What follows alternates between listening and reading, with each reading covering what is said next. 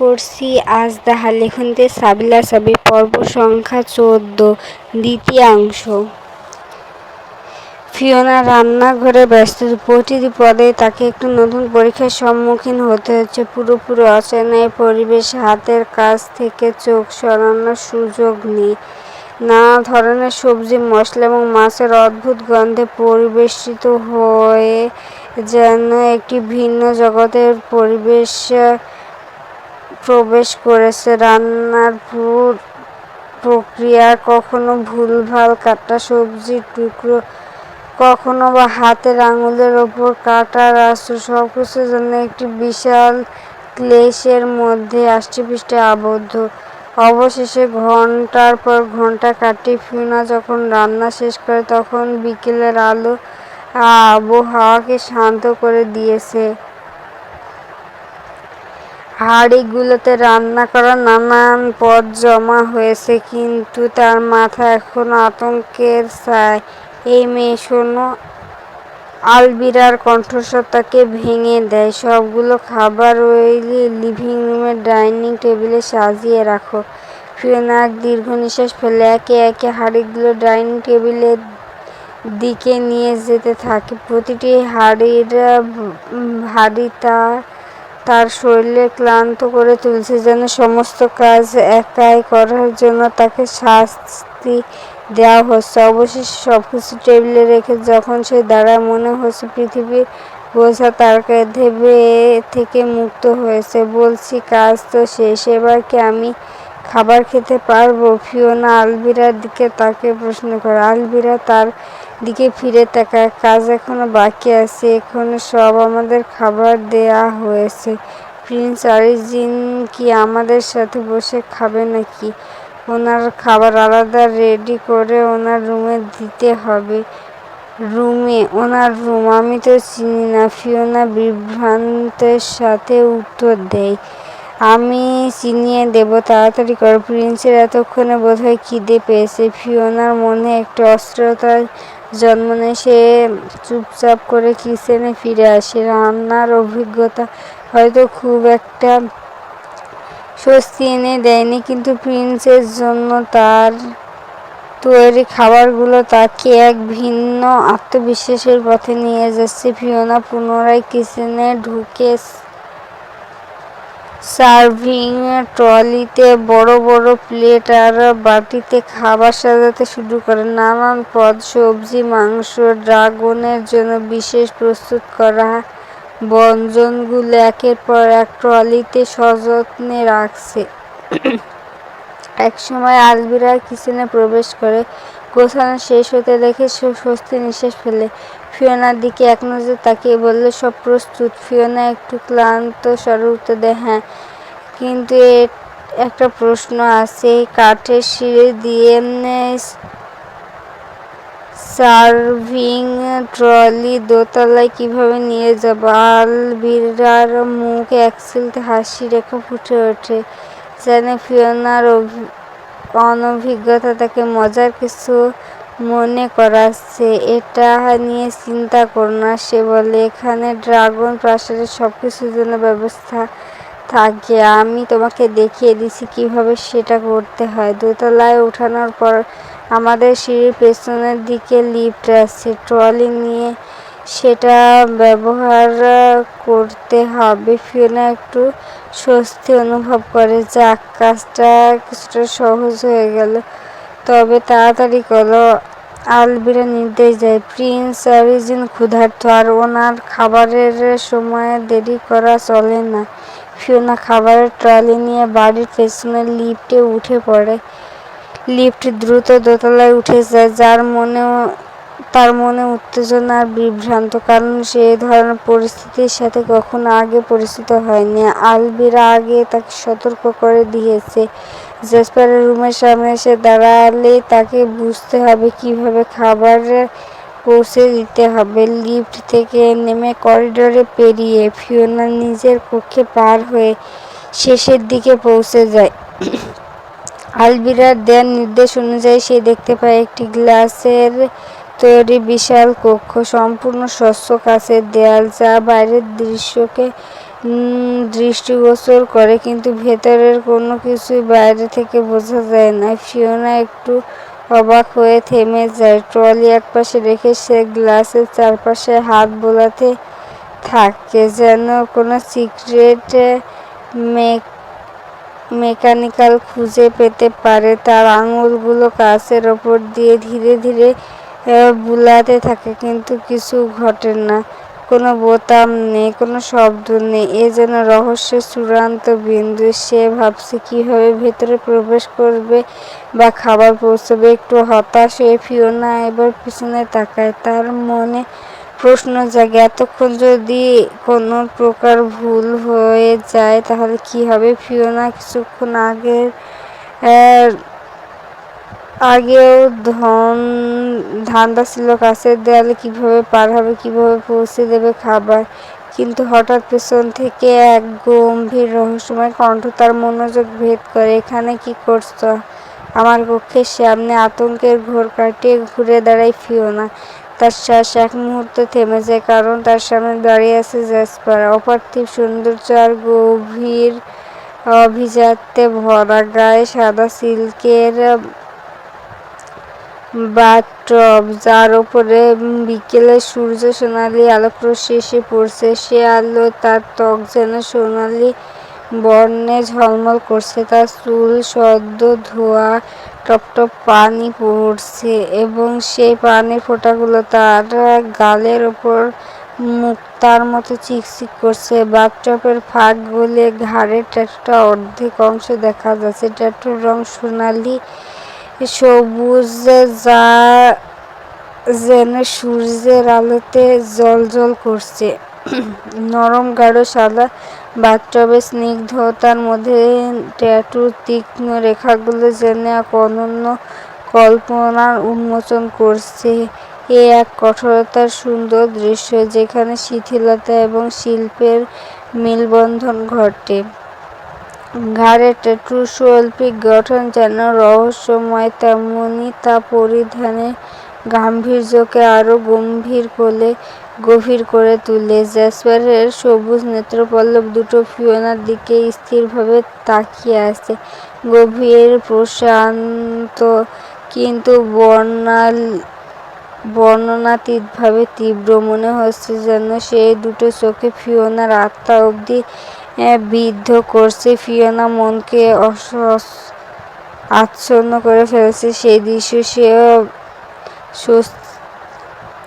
স্থির হয়ে তাকিয়ে আছে। সমস্ত পৃথিবী যেন এক মুহূর্তে এসে থেমে গেছে।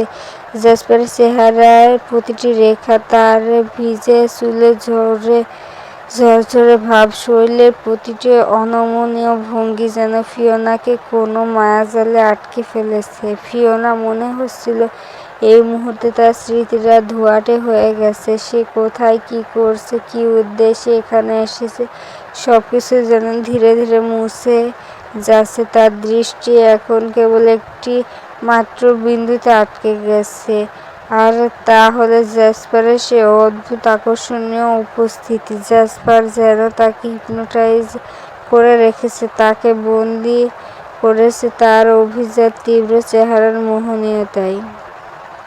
জ্যাসপার ফিওনার এমন অন্যমনস্ক দৃষ্টিতে কিছুটা বিরক্ত হয়। ধীরে ধীরে তার দিকে এগিয়ে এসে ফিওনা একদম সামনে দাঁড়ায়, এতটাই কাছে যে তাদের মধ্যে দূরত্ব বলতে কিছুই রইল না। তার শীতল দৃষ্টি তীক্ষ্ণ হয়ে ওঠে, চোখে এক ধরনের জিজ্ঞাসা, তিরস্কার। কণ্ঠে গম্ভীর অথচ প্রখর সুরে বলল, কি হলো, জবাব দিচ্ছ না কেন? এভাবে কি দেখছো তাকিয়ে? কোনোদিন চোখের সামনে পুরুষ মানুষ দেখোনি নাকি?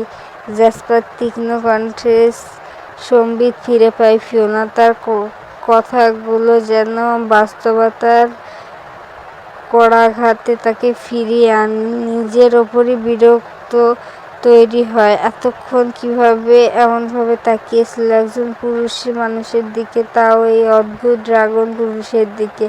বাহ্যিক সৌন্দর্য যেমনই হোক, ফিওনা জানে এই আগুনের দানবটির আসল রূপ কতটা ভয়ঙ্কর। মৃদু স্বরে ফিওনা নিজেকে সামলে নিয়ে বলে, আপনার খাবার নিয়ে এসেছি। আলবিরা বলল, আপনি নাকি কক্ষে বসে খাবেন, তাই জ্যাসপার ঠোঁটের কোণে বিদ্রূপের হাসি খেলে যায়। বাহ, এখন আবার তুমি থেকে আপনি, কি সুন্দর ভোল পাল্টে ফেললে। তার কণ্ঠের সুরে ব্যঙ্গ ফুটে উঠল, যেন ফিয়োনার দ্বিধা তাকে মজাই কিছু বলে মনে হচ্ছে। তারপর হঠাৎ স্লাইডিং ডোরটি নীরবে খুলে যায়, যেন কোনো গোপন সংকেতের প্রতিক্রিয়া। ফিয়োনার সামনে প্রকাশিত হয় জ্যাসপারের কক্ষ, যেখানে আলো ছায়ার খেলা ঘেরা স্নিগ্ধ পরিবেশ। জ্যাসপার নির্দ্বিধায় প্রবেশ করে, আর ফিয়োনা তার পেছন পেছন অনুসরণ করে, মনের ভেতরে দোলাচলে ডুব দিয়ে। পায়ের তলা যেন তার হাওয়া হারাচ্ছে। রুমটি অবাক করার মতো বিশাল। ছাদের শীর্ষবিন্দু থেকে গ্লাসের দেয়ালগুলো বাইরের প্রকৃতি আরো অন্ধকার সাগরে অবিরাম ঢেউগুলোকে ফুটিয়ে তোলে, যা যেন এক বিচ্ছিন্ন পৃথিবীর খোঁজ দেয়। ফিয়োনা অস্থির হয়ে যায় ভেতরে ঢোকার পর, নিজের সত্তাকে সামলে রাখতে চেষ্টা করে। জ্যাসপার যেন তার নিজের সাম্রাজ্যের অধিপতি। অনায়াসে সোফায় গা এলিয়ে দিয়ে বসে, তার চোখে অলস তৃপ্তির ছাপ, অথচ প্রত্যেকটি পদক্ষেপের মধ্যে লুকিয়ে আছে এক ধরনের তীক্ষ্ণ শক্তি। সে ধীরে ধীরে ফিয়োনার দিকে তাকিয়ে নির্দেশ দেয়, যেন সে ফিয়োনার প্রতিটি পদক্ষেপে নিজের নিয়ন্ত্রণে রাখতে চায়। টেবিলে খাবার সাজিয়ে রাখো, তার কণ্ঠে এক অদ্ভুত সুরের আদেশ। ফিয়োনা আর কঠিন দৃষ্টিতে নিচে মাথা নিচু করে একের পর এক পদ পরিবেশন করতে থাকে। হাঁড়ির ঢাকনা খুলে প্রতিটি খাবার টেবিলে রাখছে ও, আর সেই সঙ্গে তার মনের ভেতর ক্ষোভের স্রোত বয়ে যাচ্ছে। হঠাৎ আবার সেই কণ্ঠে কঠোর, কি হলো, প্লেটে পরিবেশন করে দিচ্ছ না কেন? ফিয়োনা ভেতরে যেন কেঁপে ওঠে, কিন্তু সে তৎক্ষণিক নিজের অনুভূতি চেপে রেখে নিঃশব্দে চামচ হাতে নেয়, একে একে প্রতিটি খাবার প্লেটে তুলে দেয়। প্রতিটি পদ বেড়ে দিতে দিতে মনে মনে অসহায়ভাবে ভাবতে থাকে, জীবনে কখনো নিজের হাতে কাউকে খাবার পরিবেশন করিনি, তাকে সবসময় পরিবেশন করা হয়েছে, আর আজ এই মনস্টারটাকে নিজের হাতে খাবার বেড়ে দিতে হচ্ছে। এ কী দিন এলো ফিয়োনার জীবনে! আর তার আঙুলে খাবার স্পর্শ করেছে, আর প্রতিটি স্পর্শের জন্য একটি বিদ্রূপের অনুভূতি জেগে উঠেছে। এ কেমন এক পরিস্থিতি, যেখানে তার মর্যাদাবোধ আঘাতপ্রাপ্ত হচ্ছে, কিন্তু সে জানে এখানে তার প্রতিরোধের কোনো স্থান নেই। খাবার পরিবেশন করার পর ফিয়োনা ধীরে ধীরে বলছিল, আমি এবার যাই, আমি খাবার খাবো। জ্যাসপারের চোখে এক ধরনের তীক্ষ্ণ দৃষ্টি ঝিলিক দিয়ে উঠল, তার কণ্ঠস্বর আগের মতোই কঠোর। আমি আদেশ দিয়েছি যেতে আগে সবগুলো খাবার টেস্ট করব, তারপর যাওয়ার অনুমতি পাবে। ফিয়োনা কিছু না বলে চুপচাপ দাঁড়িয়ে রইল, তার হৃৎপিণ্ড যেন দ্রুত ধুকপুক করতে লাগলো, তবে সে কোনো প্রতিক্রিয়া দেখাল না। জ্যাসপার চামচ হাতে নিয়ে ফিয়োনার রান্না করা খাবারের দিকে মনোযোগ দিল। প্রথমে এক চামচ মুখে তোলার পরপরই সে তাৎক্ষণিক থু মেরে খাবার ছিটকে ফেলে দিল। তার মুখে বিরক্তির ছাপ স্পষ্ট হয়ে উঠল। একটি না একের পর এক খাবার পরীক্ষা করে দেখছে সে, প্রতিটি মুখে তুলে ফেলেই ছিটকে ফেলছে। জ্যাসপারের চোখে বিরক্ত ক্রমশ বাড়ছে। এসব কি রান্না করেছো? তার কণ্ঠে ঝরে পড়ল তীব্র অপমান। এগুলো কোন খাবার? এগুলো খাওয়া যায়? ফিয়োনা অপমানে মাটির দিকে তাকিয়ে রইল। সে জানতো রান্না ভালো হয়নি, কিন্তু এভাবে প্রত্যাখ্যান করা, এ যেন তার আত্মসম্মানের উপর সরাসরি আঘাত। জ্যাসপার বিদ্রূপাত্মক কথাগুলো তাকে যেন তীরের মতো বিদ্ধ করছে। ফিয়োনার কণ্ঠে ক্ষোভ, হতাশা যেন একত্রিত হয়ে বেরিয়ে এলো। আমি তো আগেই বলেছি, আমি কোনোদিন রান্না তো দূর, কিচেনের চেহারা অবধি দেখিনি। আমার গ্র্যান্ডপা আমাকে এক গ্লাস পানি পর্যন্ত ঢেলে খেতে দেয়নি। জ্যাসপার একেবারে শান্ত, কিন্তু তার কথাগুলোর মধ্যে যেন তীব্র ছিল। শোনো, তোমার বাড়িতে তুমি কিভাবে ছিলে না ছিলে এটা আমার দেখার বিষয় না। তুমি এখন আমার হাউসে বন্দি আছো, আমার সার্ভেন্ট হিসেবে তোমাকে রেখেছি। তা আমি যা বলবো, যেভাবে বলবো সেভাবেই থাকবে।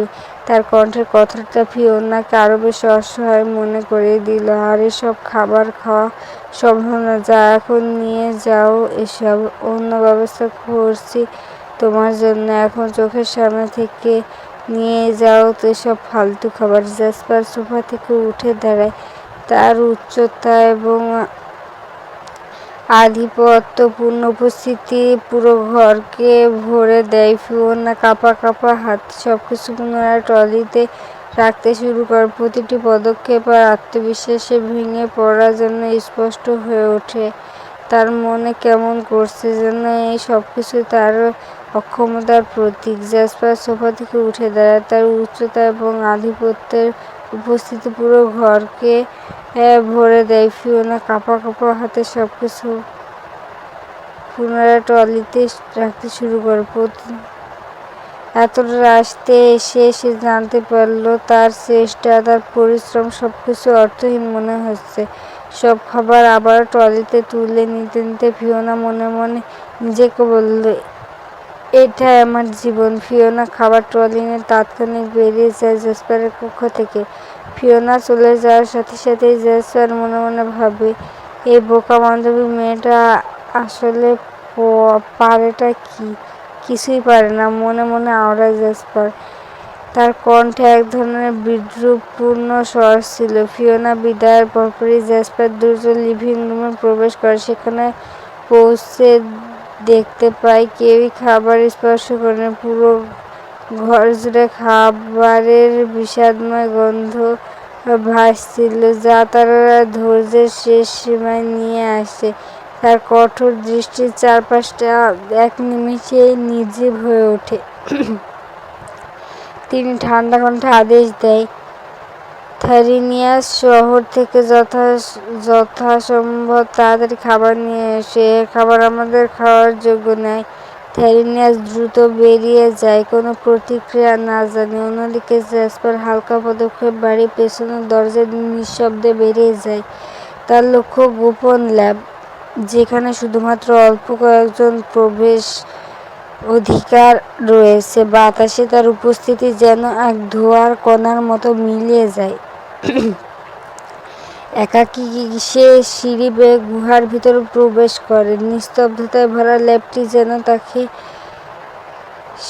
স্বাগতম জানায়। যেখানে পৌঁছে সে ধীরে ধীরে স্টারলিংক ডিভাইসটি চালু করে। ক্লান্ত অথচ দৃঢ় কণ্ঠে সে ড্রাকোনিসের সাথে সংযোগ স্থাপন করে। ড্রাকোনিস যত দ্রুত সম্ভব পৃথিবীতে অ্যাকুয়ারাকে পাঠান। কণ্ঠে দৃঢ়তা প্রকাশ পেলেও মনের ভেতরে অসহায়ত্বের সুর ছিল। ড্রাকোনিসের কণ্ঠে অদ্ভুত জিজ্ঞাসা ভেসে আসে, ওকে হঠাৎ কেন দরকার? জ্যাসপার চোখ তুলে তাকায়, যেন উত্তর দেওয়ার আগে এক দৃঢ় ভাবনায় ডুবেছিল। শহর থেকে খাবার আনাটা ক্রমশ ঝামেলা হয়েছে।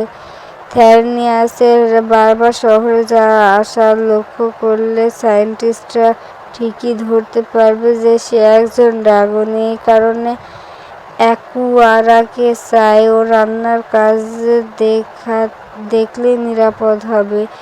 ড্রাকোনিস শ্বাস নিয়ে বলে, ঠিক আছে, আজ রাতের মধ্যে ওকে পাঠাবো।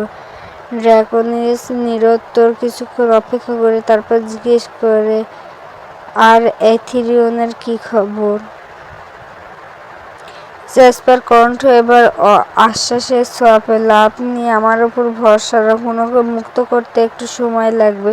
ঠিক আছে মাই-সান, সাবধানে থাকবে। আর মানবদের কোনো রকম ক্ষতি যেন না হয় সেটা মনে রেখো। ড্রাকোনিসের কণ্ঠে পিতৃসুলভ কড়া আদেশ ও ভালোবাসা মিশেছিল।